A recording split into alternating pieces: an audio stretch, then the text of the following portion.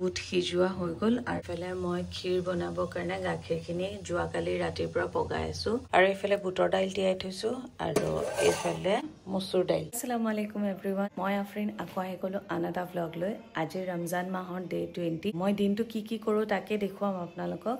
আজি যিহেতু মই অকমান ইফতাৰ দিম মোৰ ৰিলেটিভৰ ঘৰত, তাৰ কাৰণে মই এৰেঞ্জমেণ্ট ষ্টাৰ্ট কৰিলো। যোৱাকালি ৰাতিৰ পৰাই কৰিছো। এতিয়া বাজিছে 10:30। মোৰ প্ৰায় বহুতখিনি বস্তুৱে হৈ গ'ল। এইফালে পিঁয়াজ ভুনি আছো আৰু ইয়াত গাখীৰখিনি পগাই হ'লেই প্ৰায়।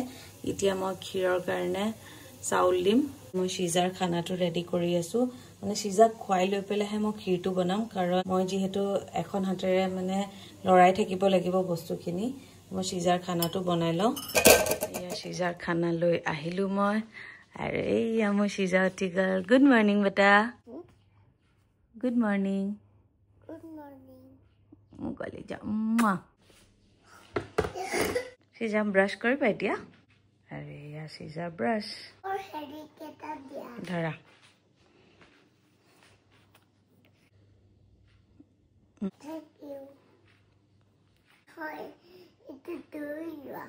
এইটো ধুই দিম। চৰি মই মামাম দিব পাহৰিলো। খানা বনাই আছো, এইফালে সিজাক ব্ৰাছ কৰাই আছো। মুখখন মোচা। ক্ৰীম দিও। বিসমিল্লাহ। বেলুনে পাদু কৰিছে। আকৰা প্লিজ আকৰ। বিসমিল্লাহ।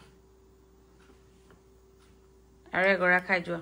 তাৰপিছত মই পাকঘৰত আকৌ অকণমান কাম কৰি আকৌ মই দাইলখিনি মিক্সিত মাৰি ল'লো। চিবৰ কাৰণে মই তেল গৰম কৰিছোঁ আৰু এইফালে ক্ষীৰ হৈ আছে। ক্ষীৰ অলমষ্ট হৈছে আৰু বুট ভাজি আছো। এতিয়া গম পাইছো যে মোৰ চিলিণ্ডাৰ শেষ। মোৰ ক্ষীৰ হৈ গ'ল অলমষ্ট। মোৰ লগত কান্দ হৈ আছে। এইফালে মই ক্ষীৰটো বনাই আছিলোঁ, নাজানো কিয় চাউলখিনি নিসিজা হ'ল। এনেই মোৰ ক্ষীৰটো ইমান ভাল হয়, আজি আকৌ ক্ষীৰটো কিবা ফাটি যোৱাৰ নিচিনা হৈছে। 4 লিটাৰ গাখীৰৰ ক্ষীৰ শেষ। আকৌ এতিয়া গেছটো আহি পালে যেনিবা পোলাও বহাব লৈছোঁ। জানো আৰু ইফতাৰ দি কেনেকৈ কমপ্লিট কৰিম। তোমাক কল মই খুৱাই দিম মই কাম কৰি আছোঁ বেটা। লোৱা জলদি লোৱা। বিসমিল্লাহ কোৱা। ঠাণ্ডা। 1:30 বাজিছে। মোৰ এতিয়ালৈকে অকল পোলাওটো হৈছে আৰু বুটটো হৈছে। ক্ষীৰখিনি হৈছিলে, সেইখিনি বেয়া হৈ গ'ল। এতিয়া আকৌ নতুনকৈ বনাই আছোঁ। আল্লাই জানে মোৰ 3টা 3:30লৈকে হয়নে নাই চব বস্তু।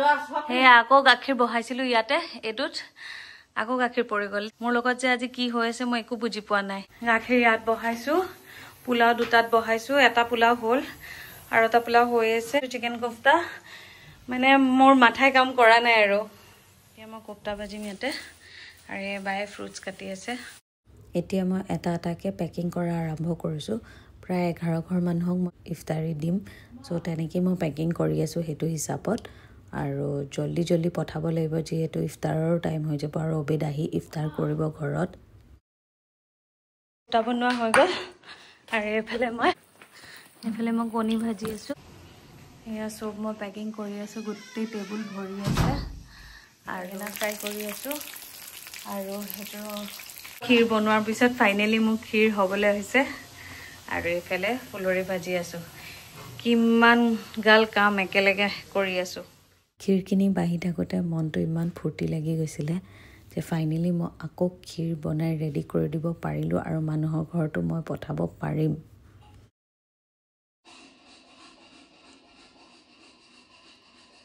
তুমি পাৰিছা কিন্তু দেই। এক কুপা অকলে। মাই গুডনেছ।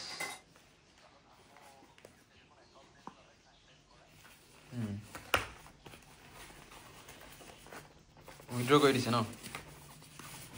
বঢ়িয়া এতিয়া বাচিলা আৰু। এই 3টা ফেমিলি 3টা মনত থাকিব। কাৰ ঘৰত দিছোঁ মনত থাকিব। চব থাকিব মনত। সেইটোকে ভুলকৈ কৈ আছিলা। এতিয়া 5টা বাজিব 15 মিনিট বাকী আৰু মোৰ চব পেকিং হৈ গ'ল। মই চবকে দি পঠিয়ালোঁ, অবেদক দি। এতিয়া খালি আমাৰ প্লেটকেইখন বাঢ়িব আছে। সেইকেইখন আমি 3জন মানুহ বাইক লৈ পেলাই তাকে আলহামদুলিল্লাহ মই ভাবা নাছিলোঁ মোৰ হৈ যাব বুলি কিন্তু ক্ষীৰৰ পৰা ষ্টাৰ্ট কৰি চব বস্তু ধুনীয়াকৈ হ'ল আৰু চবকে ধুনীয়াকৈ পঠাব পাৰিলোঁ খালি অকণমান কষ্ট হৈছে কিন্তু মানে ভয় যোনটো আছিলে যে মই হ'বনে নাই মই দি পঠিয়াব পাৰিম নে নাই কাৰণ মই অকলে মানুহ অকলেই বনাইছোঁ অকলেই পেকিং কৰিছোঁ অকলেই চব কৰিছোঁ খালি দিবলৈ গ'ল বেদে কাৰণ সি ইফতাৰ কৰিবলৈ অফিচৰ পৰা আহিছিলে সেইটো কাৰণে সি দিব যাব পাৰিলে চ' এতিয়া আমাৰ কাৰণে ইফতাৰী ৰেডি কৰোঁ আৰু টেবুল মচি ইফতাৰী বাঢ়িছোঁ এতিয়া আমি তিনিটাহে খাম চিজা মই আৰু অবেদ তাকে ৰেডি কৰিছোঁ আৰু চব চাফা কৰি এতিয়া বহিম আৰু তাৰ বাহিলোঁ চিজা আহি পোৱা নাই কাৰণে চিজা প্লেটটো বহা নাই আৰু তাই একোৱে নাখায় ফ্ৰুটছ দি দিম আৰু চিজাক লৈ আহিলে এতিয়া চিজা মই আবলো বহি ইফতাৰী কৰিম ন নানু ঘৰত পৰা গুচি আহিলা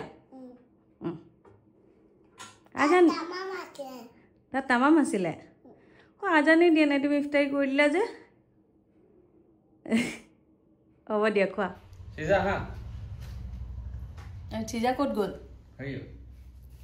আমি ইফতাৰ কৰি আছোঁ আৰু চিজা সেই ইয়াত তলত আই নোখোৱা তুমি কি লৈ আছা নুলিয়াবা পাতি যিখিনি ক্ষীৰ বেয়া হৈ গৈছিল বুলি ভাবিছিলোঁ আৰু ভাবিছোঁ যে মানুহক কেনেকৈ দিম আকৌ ধমাধম ক্ষীৰ বনালোঁ পেলাবও বেয়া লাগিলে সেইটো কাৰণে মই বাইক ক'লোঁ যে থৈ দিয়ক এতিয়া সেই ক্ষীৰখিনি ইমানেই টেষ্টি হৈ গৈছে এনেকুৱা লাগি আছে ৰাবৰি খাই আছোঁ ক্ষীৰ নহয়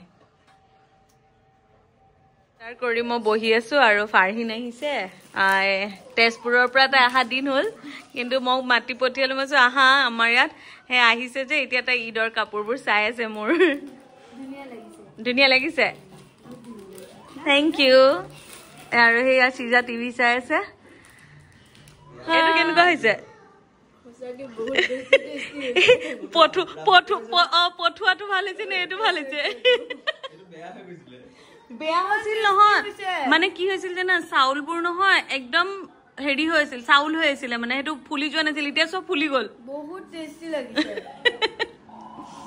চাউলটো না ড্ৰাই ফ্ৰুটছৰ নিচিনা লাগি আছে মাজে মাজে অকণ যিকেইটা আছে ন 15 হৈছে এতিয়া মোৰ কাম বন কৰি হ'ল আৰু এতিয়া চিজাক অকণ টিভিটো লগাই দিছোঁ কাৰণ চিজাই বহুত বেছি উৎপাত কৰি আছে চিজাৰ কাৰণে মই পৰিলোঁ ইফতাৰ কৰি থাকোঁতে তাই পানী পেলাই দিলে সোফাৰ ওপৰত তাৰপিছত মই আহি পেলাই তাইক বচাবলৈ কাৰণে আহোঁতে মই গোটেইজনী পৰি গ'লোঁ কঁকালত দুখ পাইছোঁ বহুত বেয়াকৈ বহুত বেছি উৎপতীয়া হৈ গৈছে সেইটো কাৰণে এতিয়া টিভিটো লগাই দিছোঁ অকণমান টাইম তাই টিভি চাওক মই অকণমান তাইৰ ওচৰতে বহি পেলাই ৰেষ্ট লওঁ চ' মোৰ দিনটো এনেকেই গ'ল আশা কৰিছোঁ মোৰ ভ্লগটো চাই আপোনালোকে ভাল পাইছে thank you so' much for ৱাচিং বাই বাই